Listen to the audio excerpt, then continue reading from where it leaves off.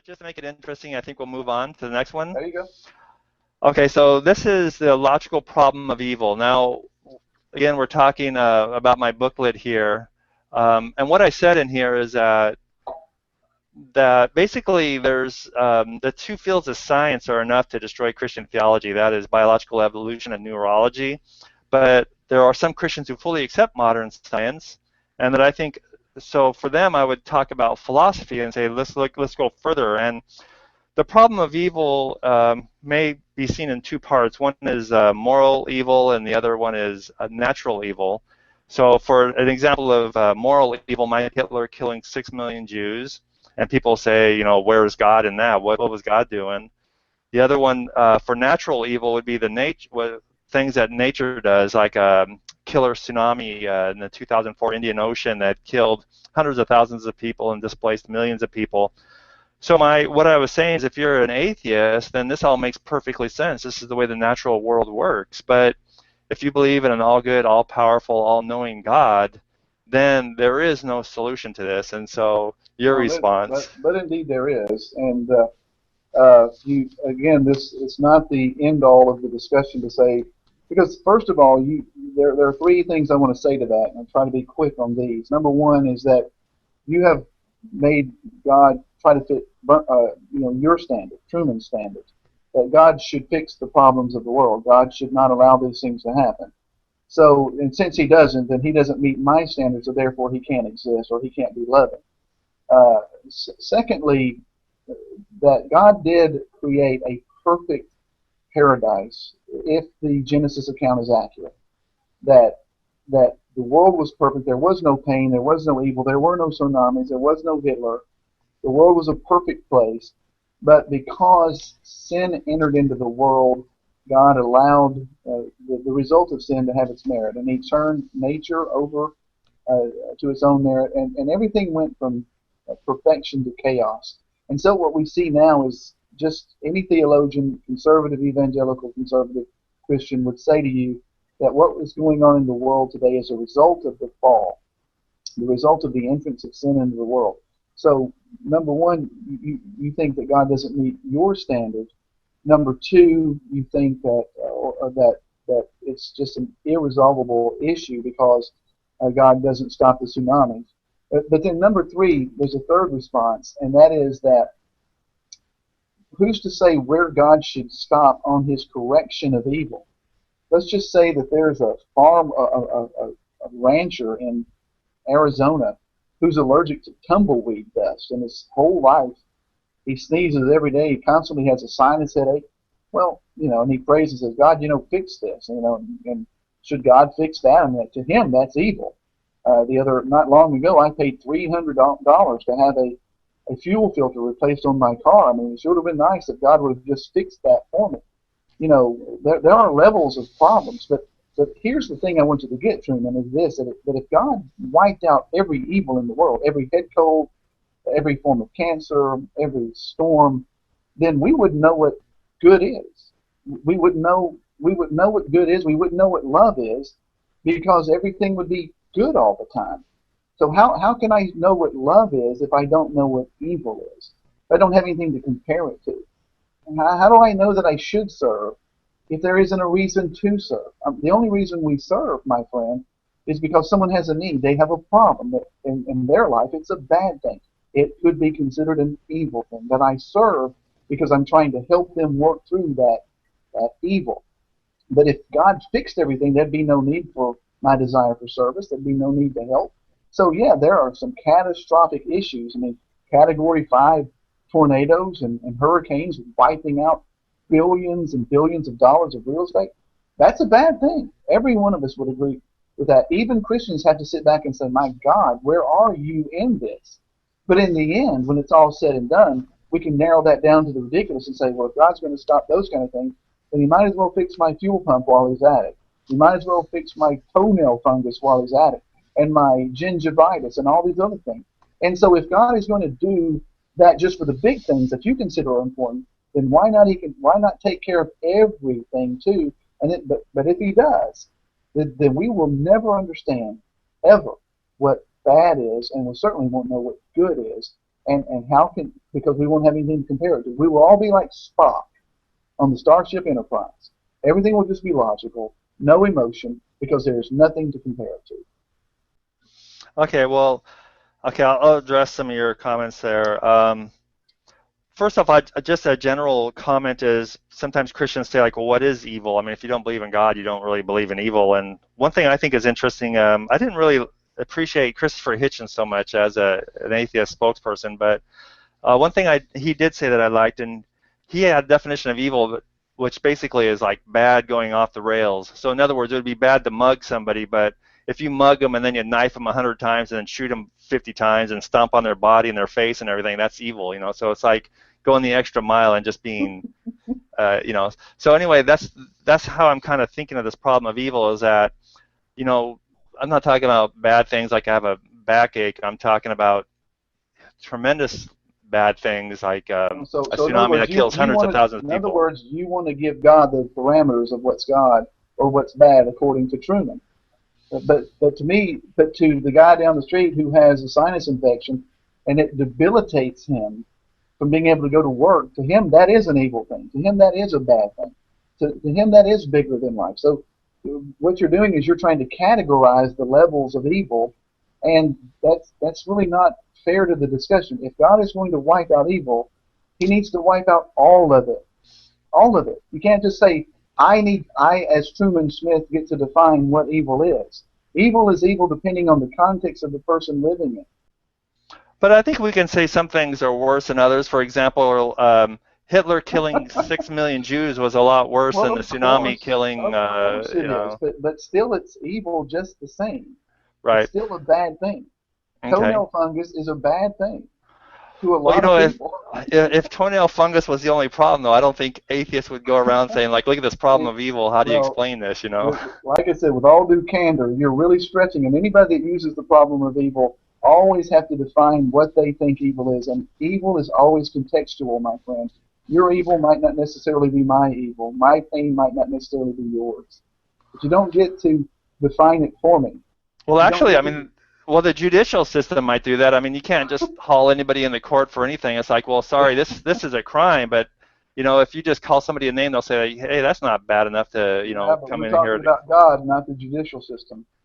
Yeah, but I mean, these are moral judgments about what's good and bad and justice and what's severe. But all law breaking is law breaking. There's a fine for all of them.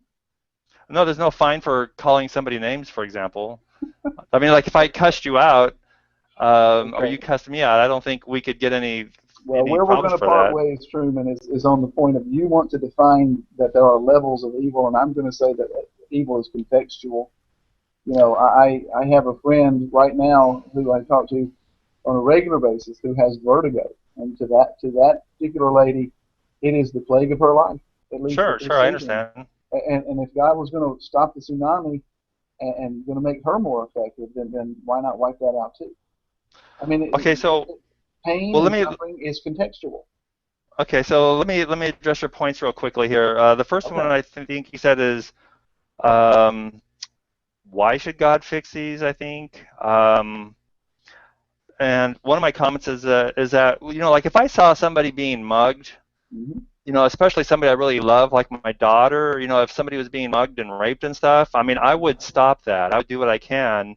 And supposedly God is supposed to be all loving and all powerful, so he would have like a zillion times more affection for this person who's being wronged, you know, brutally murdered and all that stuff than I would. So it's like, if I have enough decency to stop something, you know, why wouldn't God do that? Well, I didn't say, you know, your question was, you know, why wouldn't I didn't say that. I said, if God is going to, then why doesn't he stop all levels of evil? I didn't say why doesn't God do it. You said that. I didn't. I said, if God is going to stop the tsunami or the rape, then why doesn't he stop the toenail fungus or the sinus infections or the vertigo? It's all contextual. Okay, so let's look at Hitler, for example. It said that he killed 6 million Jews. Do you think God ever stopped in and did anything, or was God saying like 6 million is okay, 10 million is too much, 2 million is not enough, or did God sit out the whole thing? You know, the Holocaust was horrible, horrible. But so was the Black Plague that killed what was it, 2/3 of Europe. I mean, and that's something that happened that no person like a Hitler authored. It was just an illness that they say was caused by rats or something like that. You know, it goes back to my first point that when the fall happened, God allowed a perfect system to become a chaotic system. Selfish people became even more selfish, and people like Hitler came along, and Stalin and Mussolini, and these were horrible people in the history of the world. But it doesn't mean that God wasn't there. It doesn't mean that God, if in my perfect world, if I would say, God, why don't you do something? But again, I'm not God. His ways are not my ways. He didn't call me up and say, Tony, now before I allow the Holocaust, let me get your opinion on this. I think there's some things that he knows that you and I don't. Again, to wipe away the idea of God and eternal salvation in heaven because of these evils that happened, and as horrific as they were, again, it's a stretch because. Okay, so again with Hitler killing, let's say, 6 million Jews, do you think God ever did anything, or did he just say, hey, let's just see what happens? Well, I don't know what God did or didn't do. I wasn't born then. I believe that there are millions of Jews that survived it who will tell you that God saved them from the Holocaust. There are millions of them, hundreds of thousands that were able to escape. There are many stories of salvation and victory before their families were murdered. There are stories of the miraculous there that if you would look at that rather than just the evil, that the victories that took place, I think you'll see that God did indeed intervene in some people's lives. But again, if people are going to be shot in the back of their head by a Nazi soldier, that's horrible. And you and I would agree with that. But I'm serving as a summer chaplain right now in a hospital setting. And just yesterday, I watched a 32-year-old woman eaten up with cancer, and she's going to die within the next 48 hours. Why doesn't he stop that too? That's not any less evil than a soldier shooting an innocent Jew in the back of the head. It's horrible. There are horrible things in this world, and that God allows, but he allows them, my friend, simply because of the fall that took place in the garden. Now, so you're saying that Hitler killing 6 million Jews is no difference than somebody having cancer? Not to the person dying with cancer, it's not. It's a horrible. What about to the independent observer who has no? The family member standing around that hospital bed that I was with just yesterday, and the tears streaming down their faces, and the pain they were seeing for a 32-year-old woman. Believe me, it was just as horrible for them as Hitler killing a Jew. Well, how about an independent observer, somebody that doesn't know either family or doesn't know anybody who's being killed, but they see 6 million Jews and they see the other people dying of cancer? Well, these same people who are independent observers are going to see their own level of evil in their own life, though.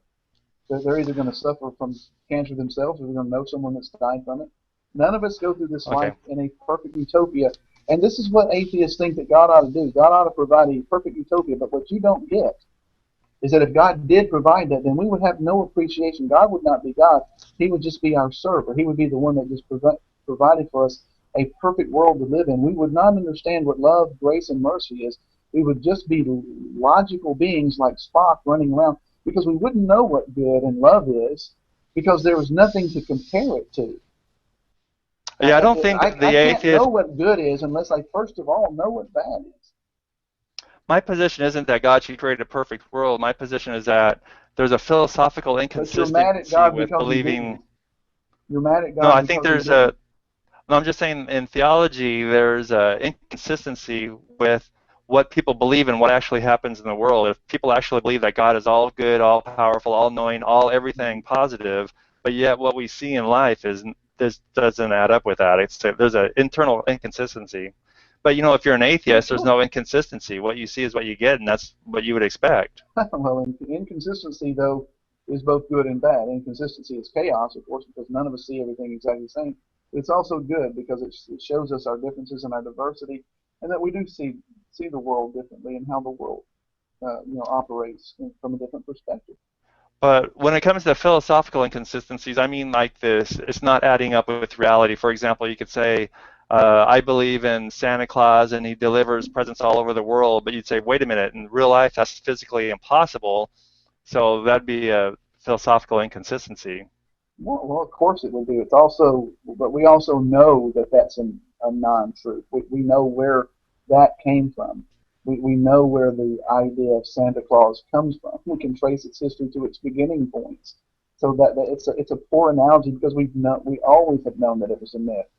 To relate that to God is just frankly quite silly. We don't know all of our origins. We don't know where everything came from. We can only speculate based upon science and theology and philosophy, but none of us can dogmatically assert that I know this is true like you do in your document, because you don't know. None of us in our humanness can quote infallibility Well, or okay. claim infallibility. Now let me back up a little bit and talk about this is called the problem of evil. Now, what I did in my booklet is I said, first off, there's two reasons in science. There's biological evolution and neurology, and that's enough to blow away theology. But yet there are some theologians who fully accept modern science, and so I'm saying to them, for them, let's go forward now and look at philosophy. So now when you look at the philosophy, we have this problem of evil. And for example, you said, well, I think the fall explains a lot of things. But this fall is not an answer for these people who accept the modern science, because with evolution, that means there is no Adam and Eve. There was no first humans. Right. And so basically, one of your main defenses is blown out of the water for anybody who fully accepts evolution. And so, for example, with people at the BioLogos, all these Christians who accept evolution fully, I have not seen any good answers from them at all. In fact, the biggest defense they usually give is the free will defense. And as I spoke in the book, the Bible even speaks against that. It's like, sorry, you can't use that defense because God, it says in there, God is a potter. He can make people for whatever he wants to. Yeah, but Truman, I can play that same card with you. You don't have any good answers either. You have a theory. You have a speculation. You have what you think the evidence shows. And again, you've missed my point earlier. None of us who are honest are going to debate science and the results of science with you and scientists seriously. We're going to say that the evidence of science does suggest certain things, but it doesn't necessarily suggest what you think it does. But at the same time, there's another part of our humanity. We're not just rational thinkers in our intelligence. We're also philosophical. We're also spiritual. We're also hopeful for something beyond this life. And atheistic biological evolution offers no hope. So therefore it is innate within human nature to reject it, regardless of the evidence. And that's not dishonest. That's not them saying, well, the evidence isn't true. It's them trying to grapple with their spiritual aspect of who they are, their ability to reason, and their honest intellect with the science. So what I'm talking to you about is a wholeness of both all aspects of my personality and my being, my spiritual, my emotional, my intellectual, my philosophical. All you're talking about is rational, and to you everything is just rational. But to those billions of people out on the face of the earth who practice some form of religion, to them it's not about rational. Everything isn't rational. Everything can be rational and intelligent, but it's also emotional and spiritual and hope beyond this life, and something that says there's love behind the evil of the world. There's a purpose to it, that everything happens for a reason, that's something that's far beyond our control. And we hope that this life isn't all there is.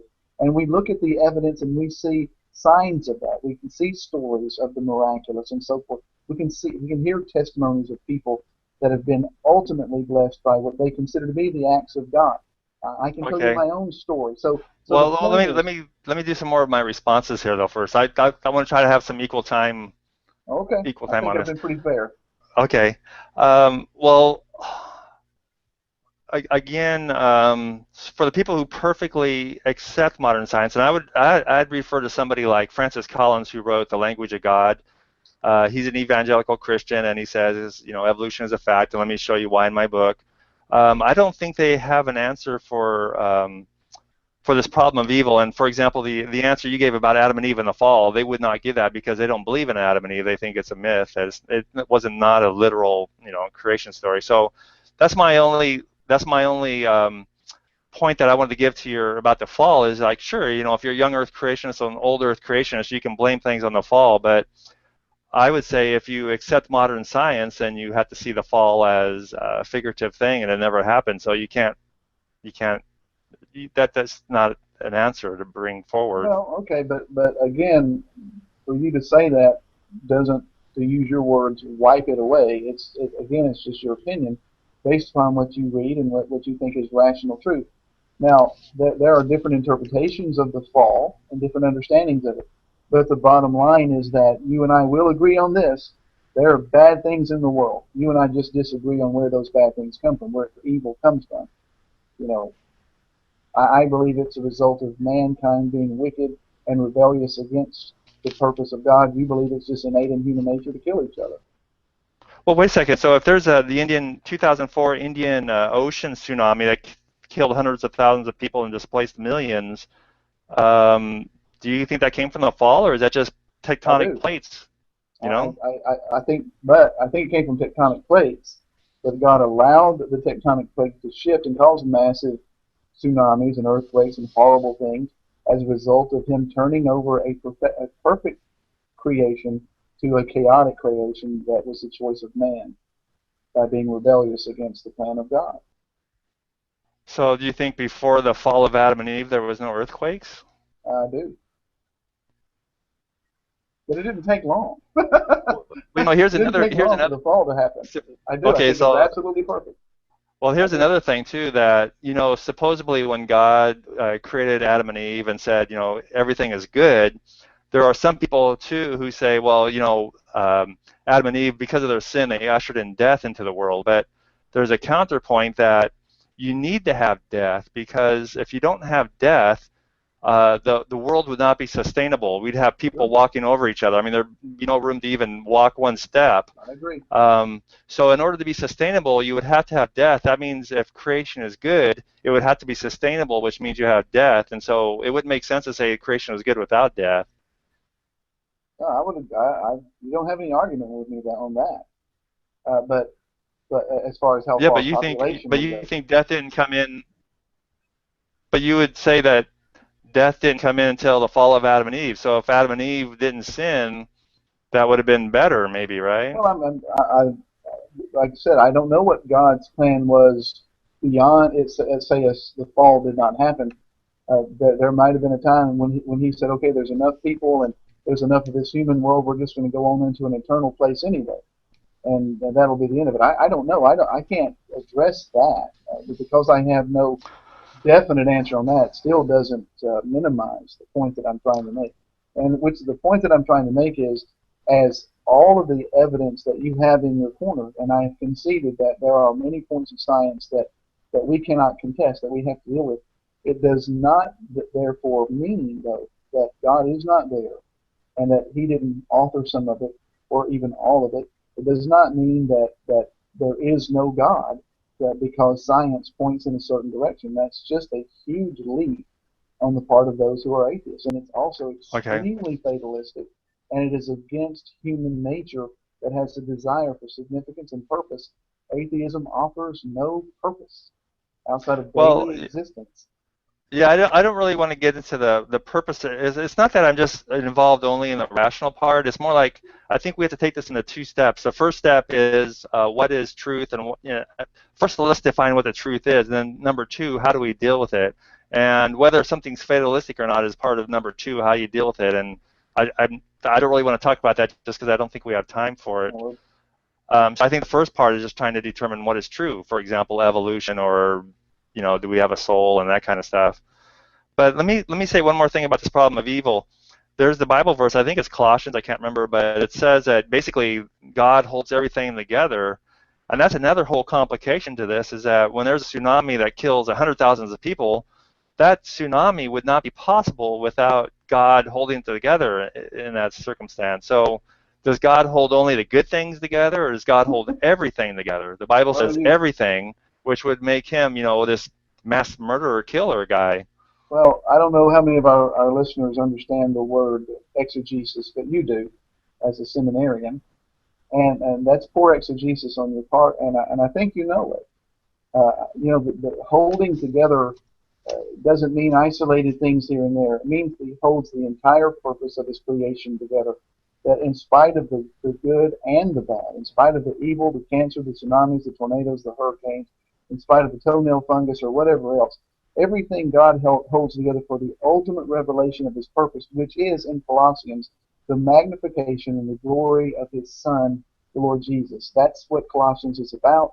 It's the entire book is a treatise of the majesty of who Jesus is, and so he is holding everything together so that as many will have the opportunity to come to know Christ and will understand him in his glory one day. So your exegesis is sadly weak, and I'm sorry for that because you're a graduate of our school. No, but I think we agreed completely, because what I said was that according to that Bible verse, when there's that 2004 tsunami that killed hundreds of thousands of people, that was only made possible. I But wait a just second. answered that. I just Yeah, but let me. that. Okay, but let me just rephrase it. You're just rephrasing the question. I'm going to say the same thing again. Your exegesis of Colossians 1 is very poor. You don't understand the context of the purpose of Colossians. Okay, just allow me to just 10 seconds. Go ahead. That is, that earthquake, that tsunami would not have happened unless Jesus held it together. So Jesus held that tsunami together, and that's why it killed hundreds of thousands of people. Okay, if it wasn't for Jesus... Just for the sake of our listeners, I'm just going to tell them to rewind this and listen to what I said before, because I'm just going to say what I said before. Your exegesis and understanding of the Colossians is incredibly weak, and that's all I can say. If a New Testament professor was sitting here instead of me, he would be much harsher with you than I am. Well, okay. Well, I was hoping to have some dialogue over it, but okay. You can dialogue all the way, but your premise is flawed, and if your premise is flawed, then the rest of your argument is weak as well. But I think we have an agreement, though, that Jesus holds it all together. Agreed. But he holds it together for a purpose grander than holding off tsunamis. Okay, but it sounds like we agree on the premise, though. No, according to that Bible verse. No, because what we disagree on is what he holds together. You're saying, but we both agree. You're saying that if he holds everything together, there won't be any bad. There won't be any tsunamis. There won't be earthquakes. I'm saying he holds things together in spite of the fact that there are tsunamis and earthquakes. That his purpose of the revelation of his Son Jesus is why everything is held together by God, in spite of the evils of the world. Okay, well, so I guess we have a disagreement there over. Of course we do. Some things. Okay, let me see if we have any comments here.